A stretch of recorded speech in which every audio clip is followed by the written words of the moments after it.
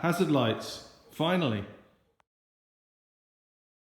Okay, so I've spent a couple of hours putting this wing on, and it now has a mud shield, which is the first time in my ownership over the last 20 years that this car has actually had a mud shield.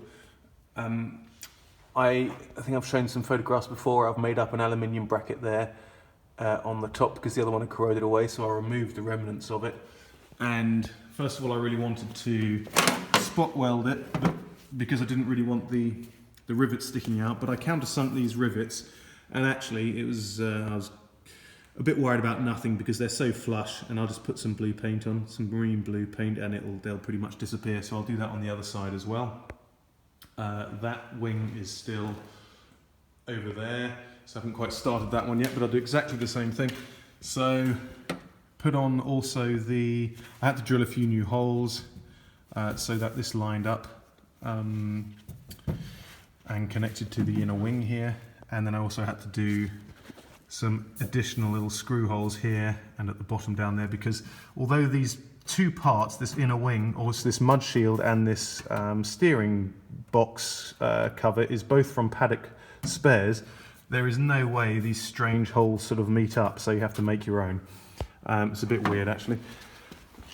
Also down here, I don't know if you can really see it, but where the mud shield ends, the footwells, which are also from paddock spares, they don't end at the right. You can see a little bulge there. That's because this shape here goes up beyond the line where this mud shield begins. So they haven't really thought that out. But anyway, it's all fitted in, and the mud shield. So the mud shield on this side is in, and the steering box cover as well. But otherwise, I'm using the old wiring loom rather than making up another one, but just sort of tracing it back to see which is which cable, and I'm doing some connections now. These are for the headlights, so that's today's job. Okay, so we're back on the Land Rover today, and last time I got that whole inner wing done and got that wing fitted, the new new headlight bowl installed, and I did a lot of work on the cabling as well. So I still haven't got any front lights, which is a bit strange. The indicators work, but the side lights and headlights don't work, so I've got to trace that back. But otherwise, today's job is to prepare that wing over there and get it fitted on here, and that's the same procedure as the driver's side. First of all, I've got to colour that, paint that, obviously, not colour it. And then I've got to make up my aluminium bracket to fit there so that the inner wing can attach to that. Otherwise, what else have I got to do? Oh yes, I've got to make up another plate to rebuild that rear section there, all of which I have. I just have to cut it out. So that is the goal for today. So this is just a quick step-by-step how to make up a bracket to attach the mud shield in the front wings to the Land Rover Series 3. So mine is completely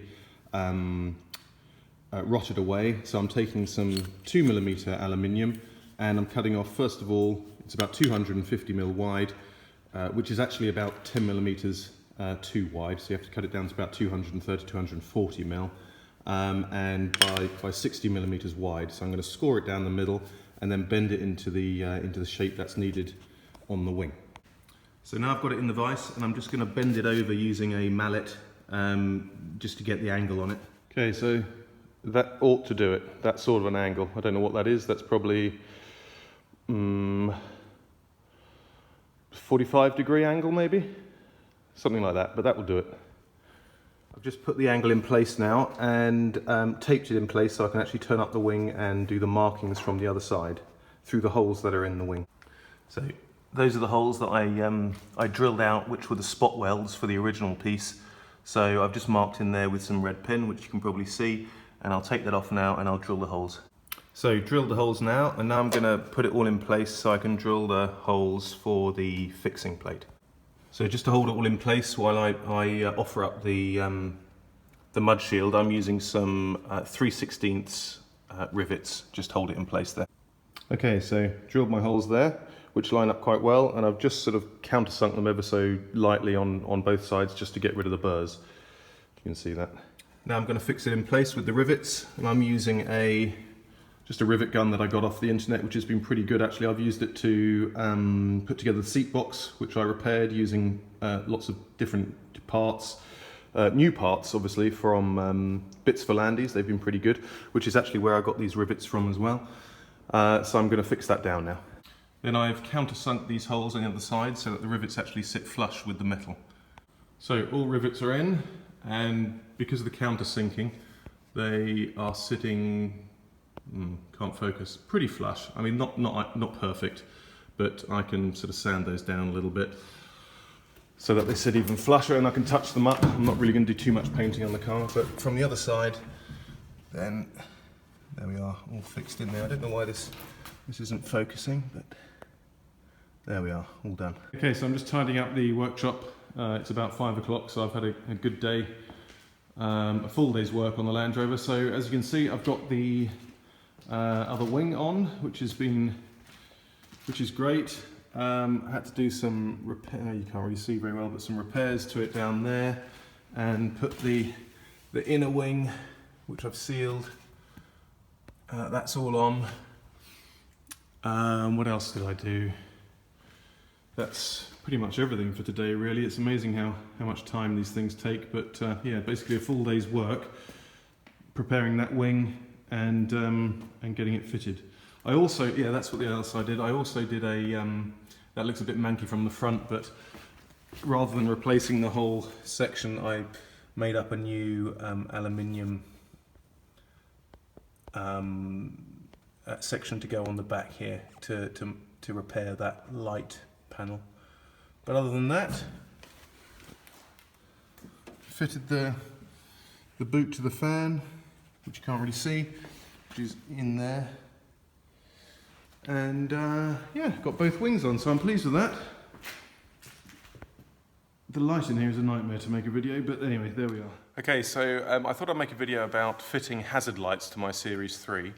I've recently bought my Land Rover over from England to Germany, and to get the equivalent of an MOT, or the historic license for the car, I need to fit hazard lights to it. Although they weren't original to the vehicle, they were an optional extra.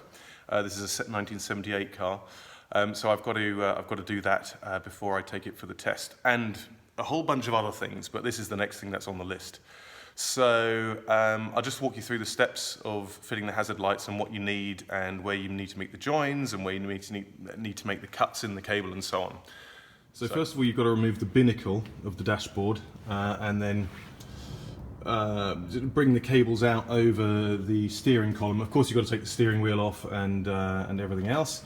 But once you've done that, then you've got to find the power for the indicators. So this is mine. This is just a 2-pin flasher unit, and the power comes in at the top on B, and goes out again on the little L, as you can see there. Don't know if you can. This isn't an original one. There's the B, and there's the L. So the dark green cable. Oops. The dark green cable. Let's try and focus that again. Is from the fuse box, so that's the power supply. So if you trace that back, going back down there through the steering column and then to the fuse box, that is the one there. I don't know if I can actually get my finger to that so I can show you which one it is, but it's that one there. So it goes to terminal 6 on the fuse box. So what you'll need is a 21 by 4-way flasher unit, which costs about £4 or £5 on the internet. You got to make sure that you get one which has a click to it, because actually the one I replaced here, which is just a 21 watt by 2-way flasher unit, doesn't click or tick, as you'd imagine. an indicator solenoid to sound like. So I might have to replace that. I don't know if it's a legal requirement to have the sound while it's on, as well as the lights. But anyway, so this is what you need. You need the four-way, which obviously gives four ways of power. I guess enough power for 4 lights to flash at the same time. A standard 2-way won't give enough power because it's only for 2, so one side of the car. And I'll bring up a diagram of how you fit the cabling. But essentially what you need to do is you need to make a splice in here, take power from this, take it to the switch, which is something I've got in here. It's important that you find like a period style switch. So I've got quite a nice one from eBay here, which flashes green, which is the same color as the lights on the binnacle, and it's actually got in there a little sticker saying hazard lights. So that will go on a spare port here in my binnacle, which I've got this one here.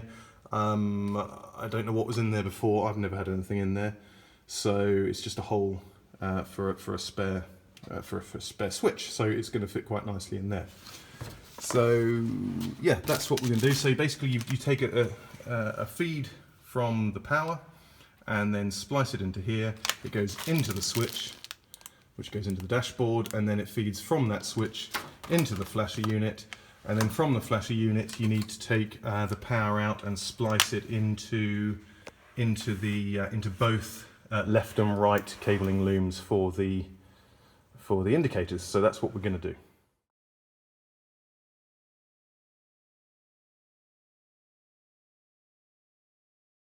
Finally finished.